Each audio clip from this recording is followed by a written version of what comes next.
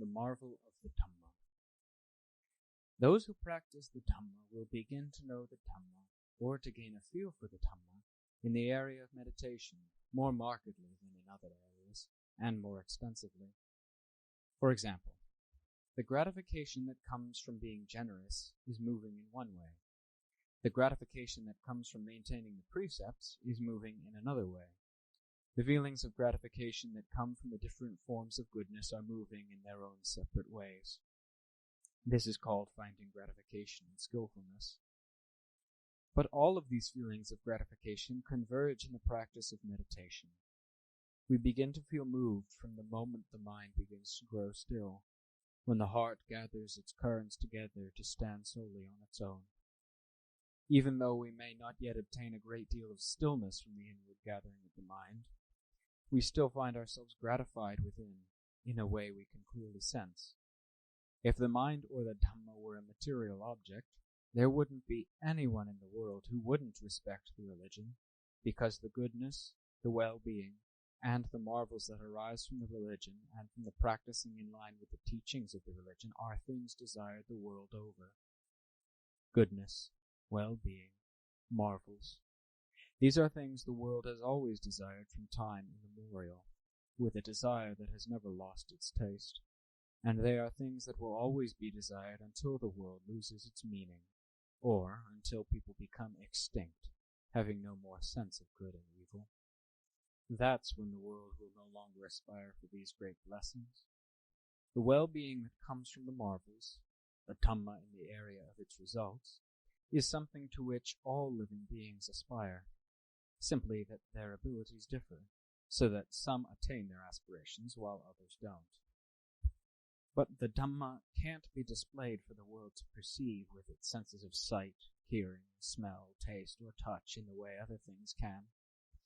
Even though there may be other immaterial phenomena similar to the Dhamma, such as smells, still they aren't like the true Dhamma that is touched by the hearts of those who have practiced it. If the Dhamma could be displayed like material objects, there is no doubt but that the human world would have to respect the religion for the sake of that Dhamma. This is because the Dhamma is something more marvelous than anything else. In all the three levels of existence, there is no greater marvel than in the Dhamma. The Dhamma can appear as a marvel, conspicuous and clear in the mind. The mind is what knows it, and only the mind. It can't be displayed in general like material objects, as when we take things out to admire or to show off to others. The Dhamma can't possibly be displayed like material objects. This is what makes the world lack interest, and lack the things that could be hoped from the Dhamma, in a way that is really a shame. Even those who want the marvel of the Dhamma don't know what the marvel is, or what the profundity of the Dhamma is, because the mind has never had contact with that profundity.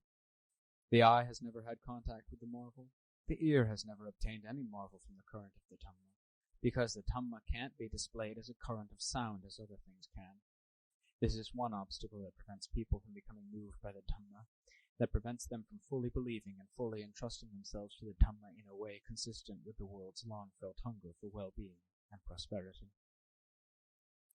Each of the Buddhas who has gained awakening and taught the Dhamma to the world has had to reflect to the full extent of his intelligence and ability in the myriad ways of teaching the Dhamma to the world, so that the world could see it as a marvel, inasmuch as the Dhamma can't be put in shop windows or in public places.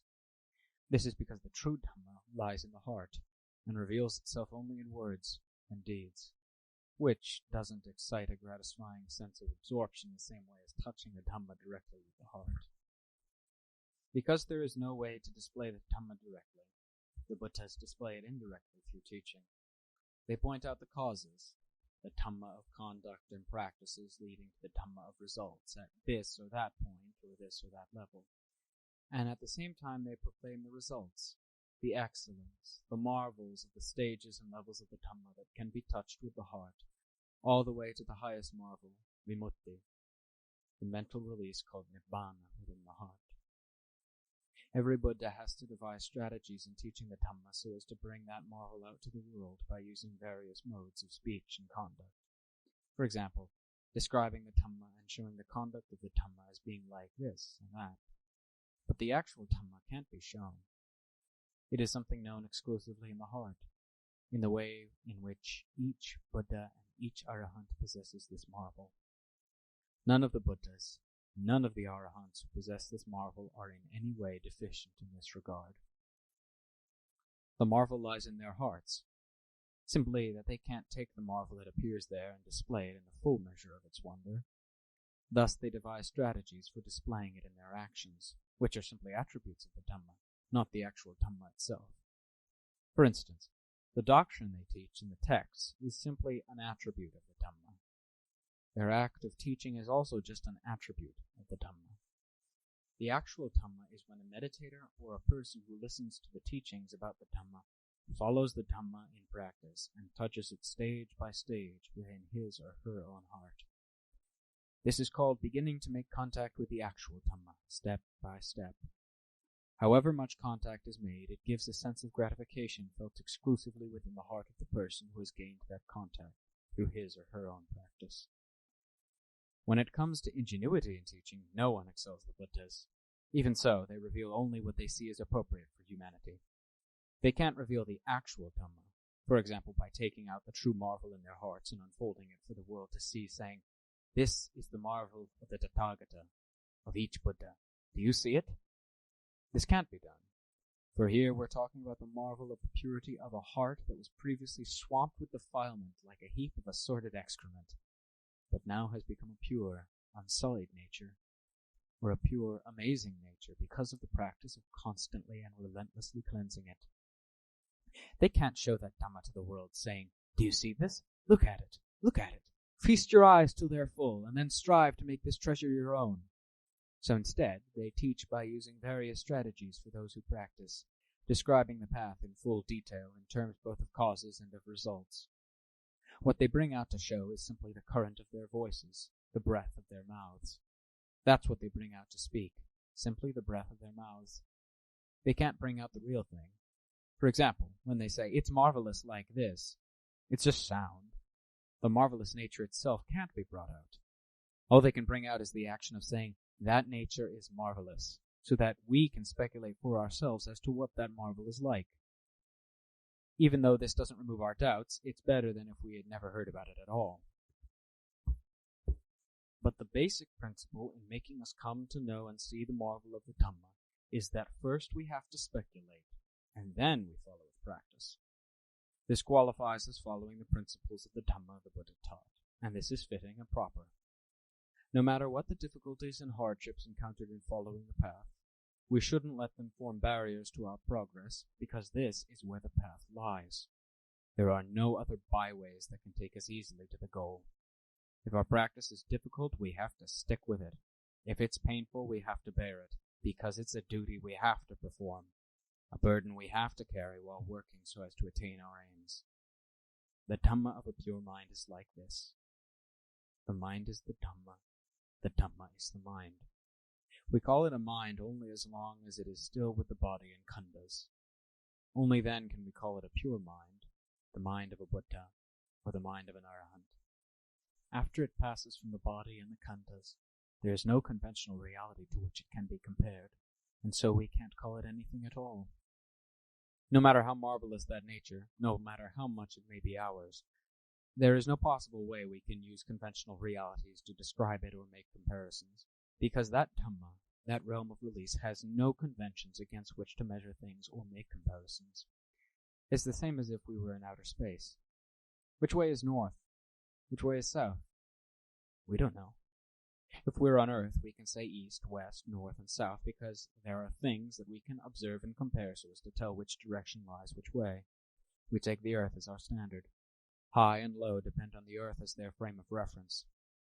How much higher than this, lower than this, north of this, south of this, these things we can say.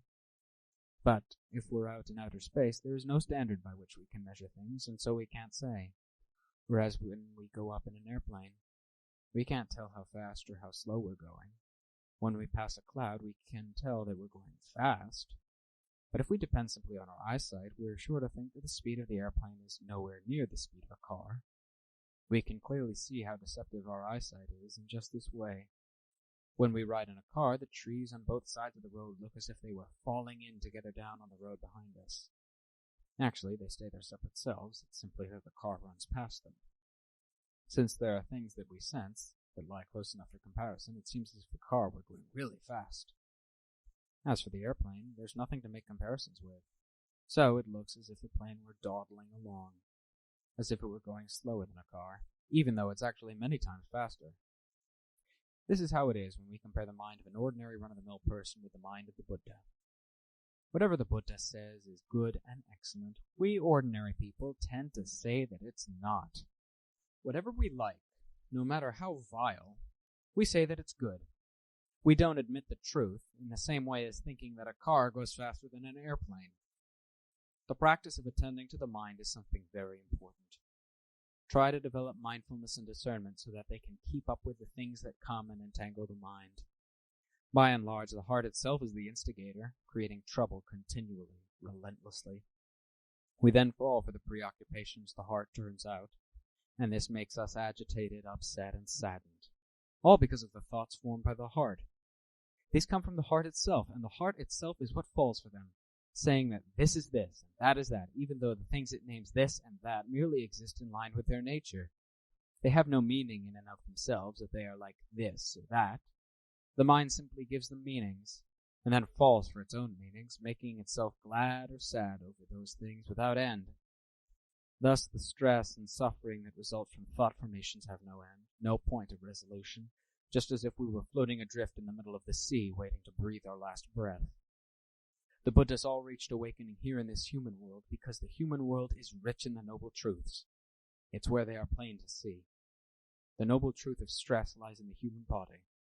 Human beings know about stress because they're smarter than common animals. The noble truth of the origin of stress, this lies in the human heart. The noble truth of the path of practice to cure defilement, craving, and mental effluence, which are the things that produce stress, this human beings also know. What is the path? To put it briefly, virtue, concentration, and discernment. These things human beings know and can put into practice. The noble truth of the cessation of stress, this human beings also know. No matter which of these truths, all human beings know them, although they may not know how to behave toward them or take interest in behaving in line with them, in which case there is no way that Dhamma can help them at all. The Buddhas thus taught the Dhamma in the human world, because the human world lies in the center of all the levels of existence. We have been born in the center of existence, in the midst of the religion. We should conform correctly to the central point of the religion, so as to comprehend the religion's teachings that lie in the center of our heart. The superlative Dhamma lies right here. It doesn't lie anywhere else. The mind is what can reach the Dhamma. The mind is what knows all Dhamma. The affairs of the Dhamma, then, do not lie beyond the mind, which is a fitting vessel for them. Good, evil, pleasure, pain. The mind knows these things before anything else knows them. So we should develop mindfulness and discernment to be resourceful, to keep up with the events that are always becoming involved with the mind in the course of each day. If we're intent on investigating the origin of stress, which fans out from our various thought formations, we will find that it arises without stop. It arises right here in the mind. It's fashioned right here. Even though we try to make it quiet, it won't be still. Why? Because of the unquietness, the thoughts with which the mind disturbs itself, which it forms and sends out towards its preoccupations all the time. Once the mind sends out its thoughts, it then gathers in stress for itself. It keeps at it, in and out like this. What goes out is the origin of stress, and what comes back in is stress. In other words, thoughts form and go out as the origin of stress, and when the results come back to the heart, they're stressful. These things are constantly being manufactured like this all the time. When we want the mind to have even just a little bit of calm, we really have to force it. And even then, these things still manage to drive the mind into forming thoughts whenever we let down our guard. This is how it is with the origin of stress, which is constantly producing suffering. It lies in the heart and is always arising. For this reason, we must use mindfulness and discernment to diagnose and remedy the origin of stress, to keep an eye out for it and to snuff it out right there, without being negligent. Wherever we sit or stand, whatever our activity, we keep watch over this point, with mindfulness alert to it, and discernment unraveling it, so as to know it constantly for what it truly is. All those who practice to remove defilement practice in this way. In particular, those who are ordained practice by going into the forest to look for a place conducive to their striving in order to wipe out this very enemy. Even when they stay in inhabited areas or wherever they go, wherever they stay, they keep their attention focused continually, step by step, on the persistent effort to remove and demolish the origin of stress, which is a splinter, a thorn in the heart. Such people are bound to develop more and more ease and well-being, step by step, in proportion to the persistence of their striving. We can see clearly when the mind is still and settles down. Thought formations are still, or don't exist. Turmoil and disturbances don't occur. The stress that would otherwise result doesn't appear. When the mind is quiet, stress is also quiet. When thought formations are quiet, the origin of stress is also quiet. Stress is also quiet. All that remains at that moment is a feeling of peace and ease. The war between the mind and the defilements causing stress is like this. We have to keep fighting with persistence. We have to use mindfulness and discernment, conviction and persistence to contend with the war that disturbs and ravages the mind, making it stagger and reel within. The disturbances will then gradually be suppressed. Even when there is only a moment of quiet, we will come to see the harm of the thought formations that are constantly disturbing us. At the same time, we will see the benefits of mental stillness, that it's a genuine pleasure. Whether there is a lot of stillness or a little, pleasure arises in proportion to the foundation of stillness or the strength of the stillness, which in the text is called samadhi, concentration. A mind centered and still is called a mind in concentration, or a mind gathered in concentration. This is what genuine concentration is like inside the heart. The names of the various stages of concentration are everywhere, but actual concentration is inside the heart. The heart is what gives rise to concentration. It produces it, makes it on its own. When concentration is still, the mind experiences cool respite and pleasure. It has its own foundation set firmly and solidly within. It's as if we were under an eave, or under the cooling shade of a tree. We're comfortable when it rains. We're comfortable when the sun is out, because we don't have to be exposed to the sun and rain. The same holds true with a mind that has an inner foundation of stillness. It's not affected by this preoccupation or that, which would otherwise disturb and entangle it repeatedly without respite. This is because stillness is the heart's dwelling, concentration, which is one level of home for the heart. Discernment is ingenuity, sound judgment, evaluating causes and effects within and without, above, below, and in between, inside the body, all the way to the currents of the mind that send out thoughts from various angles. Mindfulness and discernment keep track of these things, investigating and evaluating them so as to know causes and effects in terms of the heart's thought formations, or in terms of the nature of sankhara within us, until we see the truth of each of these things. Don't go investigating these things off target by being clever with labels and interpretations that go against the truth, because in the investigation of phenomena, we investigate in line with the truth. We don't resist the truth, for that would simply enhance the defilements causing stress at the very moment we think we're investigating phenomena so as to remove them. Birth we have already experienced. As for old age, we've been growing old from the day of our birth, older and older, step by step. Whatever our age, that's how long we've been growing old, until we reach the end of life. When we're old to the nth degree, we fall apart. In other words, we've been growing old from the moment of birth, older by the day, the month, the year, older and older continually. We call it growing up, but actually it's growing old. See? Investigate it for what it really is. This is the great highway, the way of nature. Don't resist it. For example, the body is growing old, but we don't want it to be old. We want it to always be young. This is called resisting the truth. which is stress. Even when we try to resist it, we don't get anywhere. What do we hope to gain by resisting it and creating stress for ourselves? Actually, we gain nothing but the stress that comes from resisting the truth. Use discernment to investigate just like this. Whenever pain arises in any part of the body, if we have medicine to treat it, then we treat it. When the medicine can take care of it, the body recovers. When the medicine can't, it dies. It goes on its own. There's no need for us to force it not to die or to stay alive for so and so many years, for that would be an absurdity. Even if we forced it, it wouldn't stay.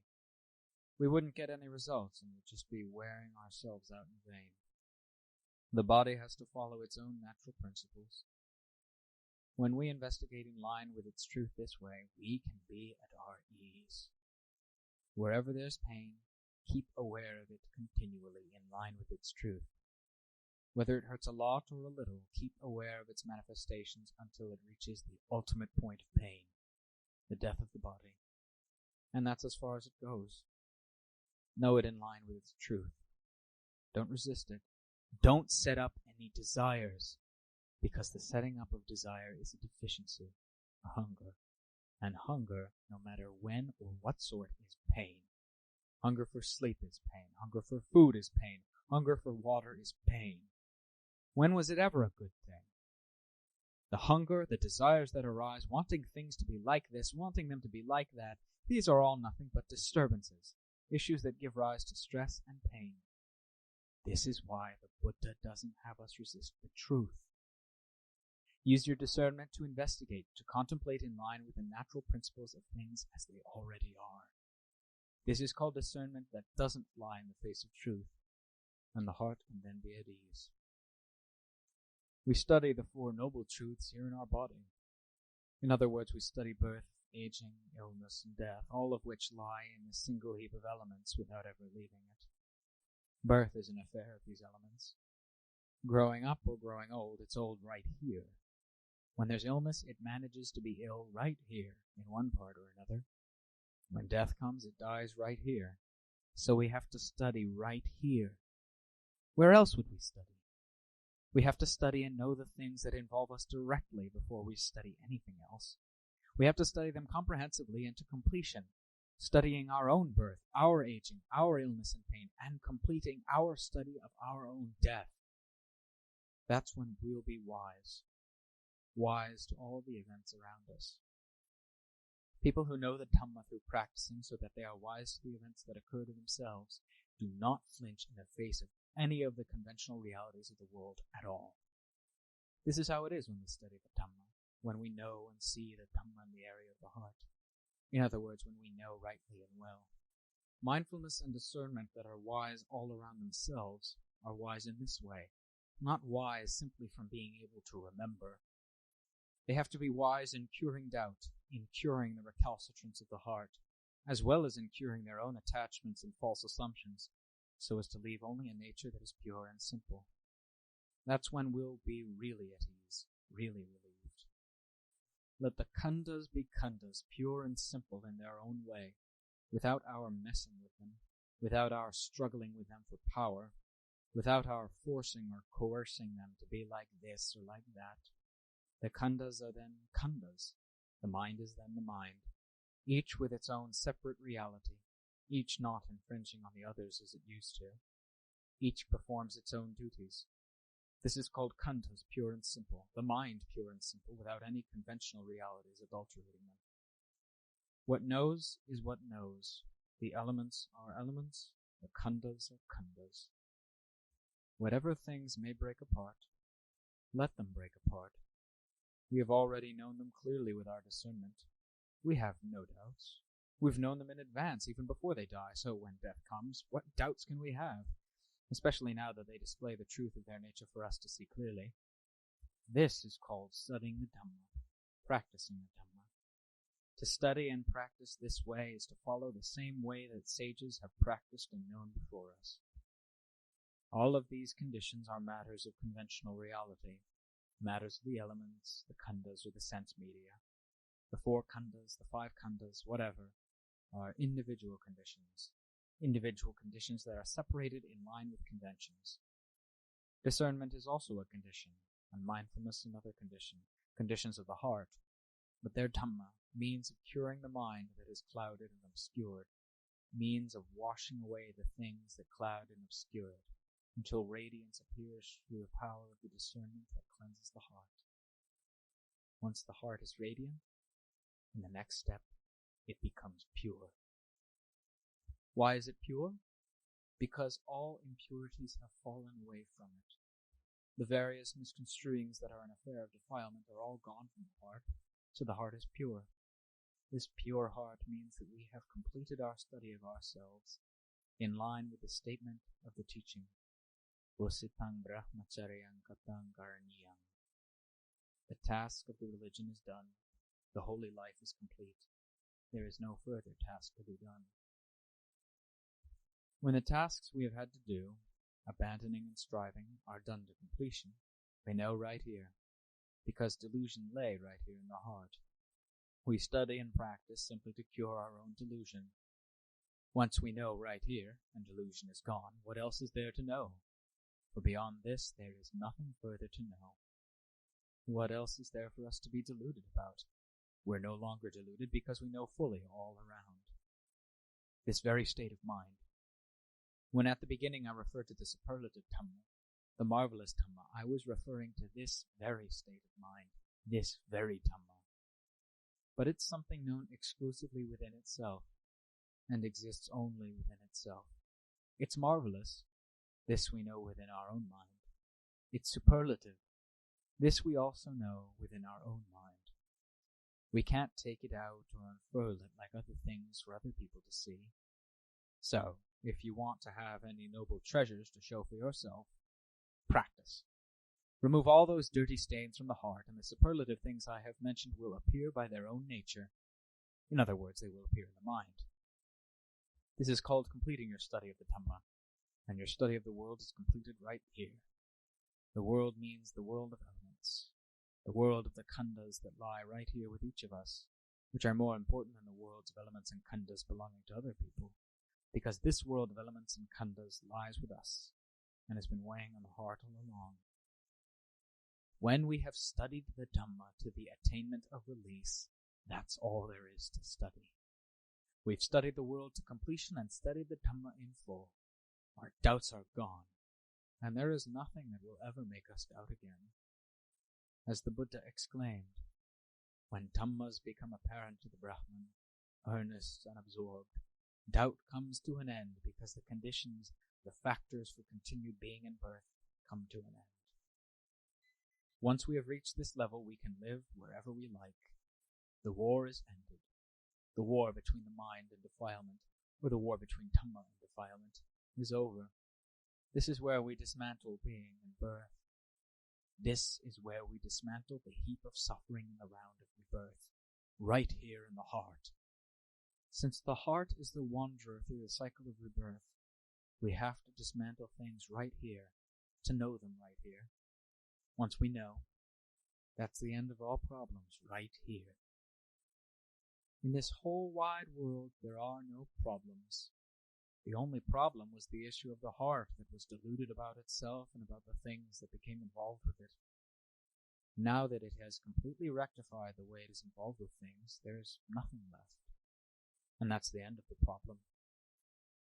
From this point on, there are no more problems to trouble the heart until the day of its total nibbana. This is how the Dhamma is studied to completion. The world of elements and khandhas, is studied to completion right here. So, keep striving in order to see the marvel described at the beginning, which was described in line with the truth, with no aspect to invite any doubt. The Buddha and the noble disciples have Dhamma filling their hearts to the brim. You are a disciple of the Tathagata, with a mind that can be made to show its marvelousness through the practice of making it pure, just like the Buddha and the noble disciples. So try to make it still and radiant, because the heart has long lain buried in the mud.